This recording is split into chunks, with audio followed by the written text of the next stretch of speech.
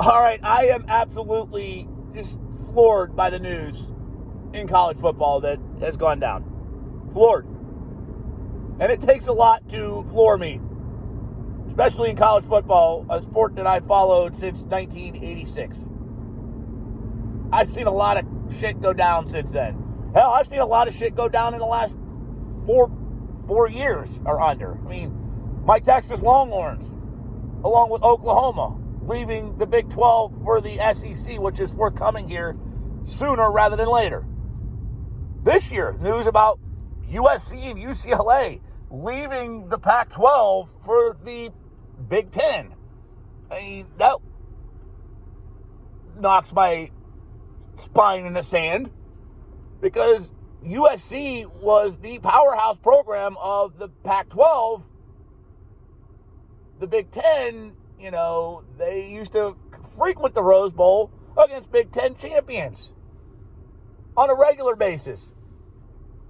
Now, pretty much the Rose Bowl, as we once knew it growing up, is dead. You know, I've seen conferences die. The Southwest Conference, the Big Eight, the WAC. This, though, may be the most shocking of them all. That doesn't involve some atrocity in terms of, you know, a tragic death or, you know, a freaking Pony Express level sanctions being leveled and off the field garbage. Bobby Petrino bailed on a job not long after taking it. Now, I know, you're all shocked too. You're all as stunned and floored as I am by it. Hell, when I heard the news, it took me about 30 seconds to decompress what I just heard because I never, ever in a million years would have ever expected Bobby Petrino, a man of moral character, a man who is so loyal to jobs, to leave UNLV, the offensive coordinator position he took before Christmas, to go to another job.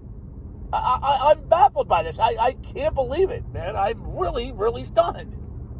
And if you believe anything I just said there, A, you don't get a grasp of sarcasm whatsoever. B, I've got some casinos in Las Vegas I would like to sell you. Oh, Bobby Petrino. Some things will never change in this scope that we call the world. Life, taxes, and Bobby Petrino being a snake. There's the latest in the twist in the college football coaching world. Petrino leaves Missouri State head coaching position, which he had been for a couple of years. Takes over as offensive coordinator with Barry Odom at UNLV. Basically spends a Christmas vacation in the Sin City and then pulls his best Sheryl Crow and says, I'm leaving Las Vegas, and takes the Texas A&M job. Now, I wouldn't fault him. I mean, look, can anybody fault him? Texas A&M resources versus UNLV resources. Come on, I get it. I truly understand. And I'm not being sarcastic with that. I think 90% of coaches in his clout would have picked Texas A&M over UNLV too. But it's Bobby Petrino we're talking about here, guys. Okay? It's the same Bobby Petrino who bailed on Louisville in his first tenure there.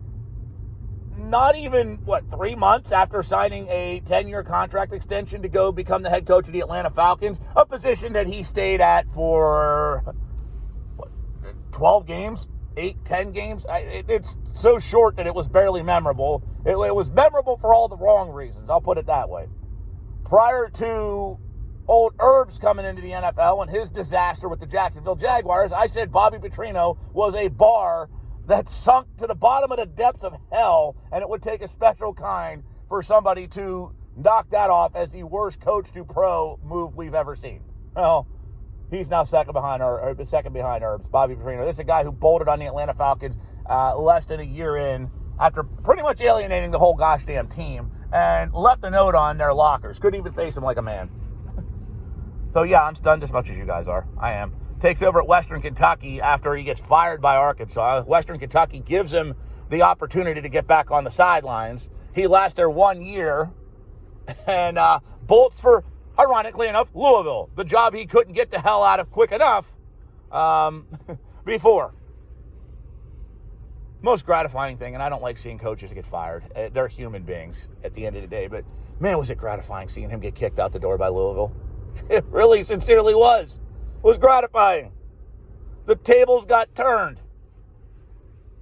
But he does it again. Like I said, some things in life won't ever change. Taxes, calamity when it comes to people talking politics, and Bobby Petrino being a scumbag. We'll talk soon.